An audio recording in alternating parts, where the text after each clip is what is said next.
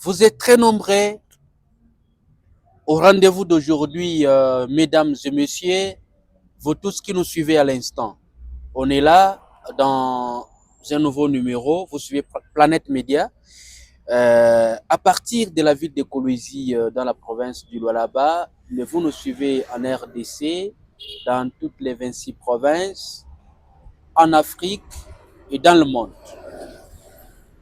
Nous sommes dans le secteur de la sécurité. On en parle aujourd'hui parce qu'il y a l'actualité. Le commandant 22e région militaire, vous êtes en train de suivre à la loupe tout ce qui se passe dans les réseaux sociaux, que c'est Idi Kapend qui alimente l'insécurité pour qu'il soit gouverneur militaire, pour que les présidents de la République ou les institutions, les hautes institutions du pays puissent déclarer le Katanga sous état de siège, comme ça se passe à l'est de la République démocratique du Congo. Voilà, chers téléspectateurs, mesdames et messieurs, c'est sur ce dossier qui fait l'actualité, ce dossier à la une d'actualité dans les réseaux sociaux, que nous allons recevoir un collègue, journaliste. Il est de Kinshasa, mais il séjourne à Kolwezi pour une mission de travail. C'est Bobo Bolé Trésor. On le reçoit aujourd'hui pour en parler. Il est là. Bobo Bolé Trésor, bonjour. Bonjour, monsieur Jean-Claude J.C. Mukenga. Je vous reçois aujourd'hui. Merci. Bienvenue dans la province du Lualaba. Merci beaucoup, monsieur Lualaba, Jean-Claude. Ici, on dit quoi? Accent Tessana. Très heureux en tout cas de me retrouver à Kolwezi, une province où j'ai l'habitude en tout cas de côtoyer, de venir, et on me surnomme même les Lualabais parce que ces derniers temps je suis entre Kinshasa, Lubumbashi, Kolwezi, toujours dans le cadre de ce que nous savons faire, et donc nous sommes là pour la cause de la République démocratique du Congo. Idi Kapend, accusé d'alimenter l'insécurité Bobolia, pour qu'il soit gouverneur militaire, que le Katanga soit sous état de siège.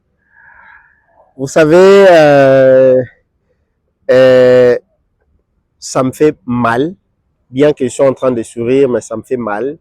C'est une honte et c'est une déception de voir que les individus se réunissent pour chercher à détruire délibérément un digne fils du pays qui travaille conformément à la vision du chef de l'État Félix Antoine Tshisekedi Tshilombo. Et une personnalité militaire. Une personnalité militaire. Emprisonné 20 ans. Mon cher, moi quand je parle d'Edi Kapend, mon cher, j'ai rencontré Edi Kapend, moi.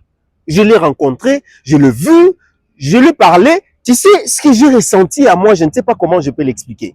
C'est-à-dire, j'avais au même moment la joie, j'avais le stress, j'étais dépassé. Vous comprenez? D'avoir rencontré cet homme qui a œuvré, qui a d'abord été emprisonné pour des raisons que nous connaissons, et qui a trouvé grâce auprès du chef de l'État, gracié par l'ordonnance présidentielle, parce que le chef de l'État a compris que ce n'était pas quelqu'un qui est dans ces sales jets, dans ces sales histoires. Tout a commencé, mon cher, avec la trahison des généraux qui se sont organisés pour un coup d'État, organiser tout ça.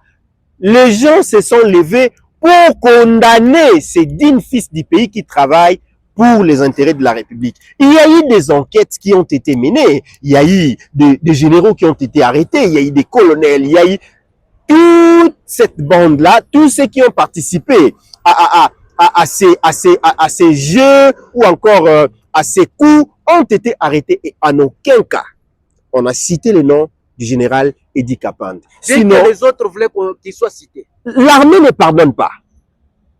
L'armée ne pardonne pas. Si réellement le général Edi Kapend était cité ou était impliqué dans ça, je pense que les investigations ont été menées d'une manière rigoureuse et sérieuse. Il n'était pas impliqué. On l'avait accusé, tout ça là, mais après les investigations, il était lavé, même pas lavé, mais il était sain et sauf. Aujourd'hui, on arrive à l'accuser une fois de plus, parce que c'est de lui qu'il s'agit, le général Edi Kapan, bien sûr, de dire que non, moi je dirais même, il serait en train d'alimenter l'insécurité. De quelle manière le général Edi Kapan alimenterait-il l'insécurité? On ne dit pas au conditionnel. On dit oui, il alimente l'insécurité pour qu'il soit gouverneur militaire, que le Katanga soit en état, sous état de siège. Mon cher, nous sommes allés au Katanga, à Lubumbashi. Qu'est-ce qu'on n'a pas trouvé? La collaboration civilo-militaire. Qu'est-ce qu'on n'a pas trouvé? La fin des assassinats qui se faisaient voir à Lubumbashi. Qu'est-ce qu'on n'a pas trouvé? La fin je ne sais pas, des Poustura qui volaient les gens. Qu'est-ce qu'on n'a pas vu? La fin de tout le jeu macabre qui créait l'insécurité dans la ville de Lubumbashi. Qu'est-ce qu'on n'a pas vu? Le Bakatakatanga disparaître. Qu'est-ce qu'on n'a pas vu? Le Maï ne plus exister. Le système de tuer à coups de machette. Exactement. On vous tue, on vous décapite et puis on vous met dans des sacs, on vous jette. Ça s'est passé avant que le général Edi Kapan arrive arrive à la 22e région militaire. Vous savez. Et aujourd'hui, depuis qu'il est là, toutes ces histoires n'existent plus. La population a redonné confiance aux militaires. Et il y a une collaboration, une attente très favorable. Et c'est cet homme qu'on veut abattre. Si on veut l'abattre, donc on veut aujourd'hui ramener l'insécurité dans l'espace Katanga. On veut ramener l'insécurité dans la zone sous sa responsabilité. Parce qu'il avait dit, si le Katanga ne tombe pas sous attaque de rebelles, c'est-à-dire la RDC. Mon cher, aujourd'hui, Edi Kapan est victime de sa loyauté. Edi Kapan est victime de son abnégation. Edi Kapan est victime de sa conviction à servir la nation congolaise. Et dans l'armée, il n'y a même pas ces histoires de politique qui interviennent. L'armée, c'est la discipline et c'est la préservation de l'intégrité du territoire national. Et c'est ce que cet homme fait. Et aujourd'hui, mon cher, tout ce que nous sommes en train d'assister ici, c'est ce que le ministre de la Communication appelle les poisons rwandais. C'est le poison rwandais. Pourquoi? Parce que quel est l'intérêt pour le général Edi Kapan d'aujourd'hui d'alimenter l'insécurité pour qu'on puisse instaurer l'état de siège dans l'espace Katanga? Il y aurait des Chinois détectés ici qui marchent des mèches avec des rebelles. Tous ont été arrêtés. Parce que dernièrement même, il y a des jeunes qui ont été arrêtés. Oui, il y a des jeunes qui venaient d'être arrêtés, qui étaient en train de comploter, de se préparer pour monter un coup, faire tomber. Mais ils ont été appréhendés, ils ont été arrêtés. Que voulez-vous que le général fasse de plus? Pour que vous compreniez réellement qu'il est en train de bien faire son travail. Ils ne veulent pas que Kapan travaille pour... vous savez, nous sommes dans la politique qu'on dit « ôte-toi que je m'y mette ». Vous comprenez? On accuse faussement le monsieur, on emballe des choses, on colporte contre lui pour qu'on puisse l'enlever là et pour que les autres viennent s'asseoir. Pourquoi? Parce qu'ils sont jaloux de ce qu'il fait, ils sont jaloux de sa loyauté, ils sont jaloux de sa façon de faire les choses pour l'intérêt de la nation congolaise. Mon cher, tenez, tant qu'Edi Kapan sera le commandant, la 22e région militaire, rien ne se passera. Et aujourd'hui, nous pouvons le constater, nous pouvons le comprendre par sa façon de faire les choses. Le général n'a jamais été à son bureau. Tantôt il est à Likasi, tantôt il est à Tanganyika. Des grades. Exactement. Tantôt il est à Kolosi, tantôt il est... Mon cher, je te dis, je suis l'enfant d'un militaire. Mon père est militaire. Je suis allé dans les camps de formation des militaires à Likasi, il faut entrer là-bas. Mon cher, j'ai trouvé des très bons témoignages du général Edi Kapan qui est arrivé même à doter les camps d'un transformateur pour électrifier avec son propre argent. Que voulez-vous?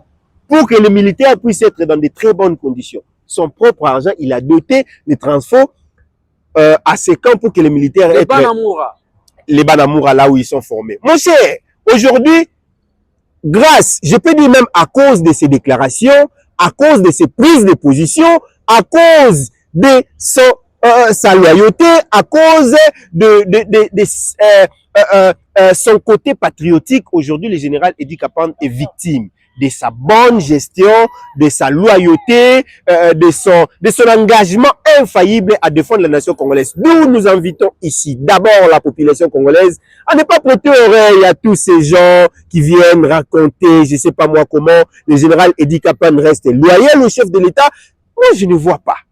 Tu as passé 20 ans en prison, on t'a gracié, on t'a remis en fonction et puis venir trahir. Ça, je ne le vois pas chez Edi Kapand. Je ne vois pas Edi Kapand coopérer aujourd'hui, collaborer avec les rebelles du M23. Et d'ailleurs, il a fait des déclarations ouvertement. Si vous êtes prêts, venez ici. Il a mobilisé les militaires pour les appeler à la vigilance. Il a appelé dans des zones, dans des frontières, partout.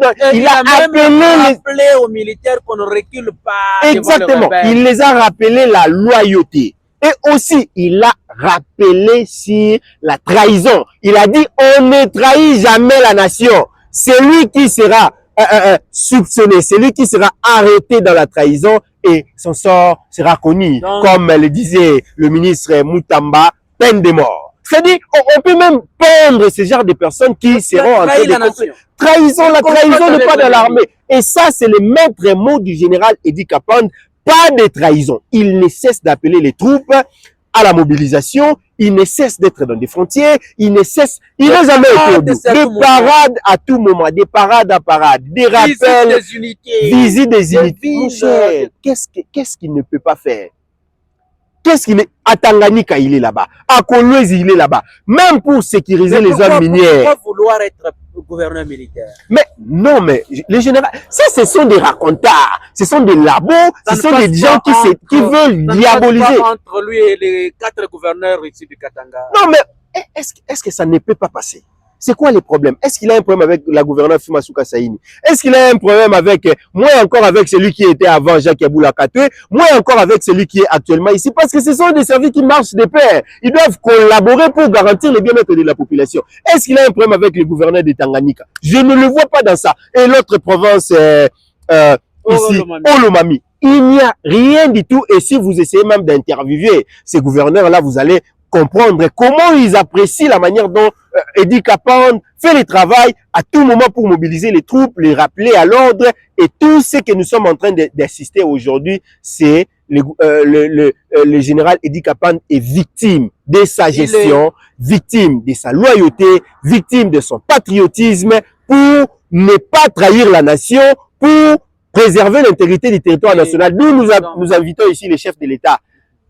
Au Péra Malobara, Pesa Batouana échec parce qu'ils ne peuvent pas réussir à vous convaincre face à un homme qui est aussi engagé, dévoué au sens du sacrifice suprême pour préserver l'intégrité du territoire national sous l'ensemble, pas seulement de la RDC, parce que je pense que ces appels n'atteignent pas seulement les hommes qui sont sous sa responsabilité, dans sa zone de responsabilité, ça atteint aussi les autres zones, parce que c'est ça aussi la mission de nous, le média. Quand nous relayons, les militaires suivent, les militaires entendent, ils arrivent également à se réveiller pour comprendre qu'il n'est pas le moment de trahir la nation congolaise. Et la trahison ne viendra pas d'Edi Kapand. Il est déclaré innocent. Il reste innocent. Tout ce qu'on est en train d'assister aujourd'hui, c'est pour salir son image, c'est pour saper ses efforts, c'est pour les scandaliser, c'est pour... voilà pourquoi nous, des journalistes qui savent l'importance de ce que ce monsieur fait au service de la nation congolaise, face à ces accusations, face à ces malversations, nous ne pouvons pas nous taire. Nous devons les dénoncer. Et ici, nous sommes en train de les dénoncer. J'ai échangé même avec le colonel Kapand, qui me dirait que toutes ces personnes vont être traquées. Vous allez être traqués, vous qui êtes dans les labos. Mais c'est normal. Vous qui êtes dans les labos, vous colportez, vous êtes en train de comploter contre le général. Sachez que vous serez traqués. Et où est-ce que vous vous retrouvez? Vous allez être démasqués parce que vous êtes les ennemis de la République. Respectons les autorités militaires, respectons les autorités politico-administratives. Parlons de ce qu'elles font, autorités, de ce qu'elles ne font pas, si on les constate. Mais s'il y a les efforts fournis, s'il y a ce qui qui est fait, ou les efforts des géants de ces autorités-là dans plusieurs secteurs, dans leurs différentes responsabilités. Il est temps d'en parler, il est temps de dire, il est temps de les promouvoir et il est temps de les accompagner. Nous médias, on n'est pas là seulement pour parler quand il fait noir, il y a l'obscurité. Mais quand il y a la lumière, on est là aussi pour valoriser la lumière.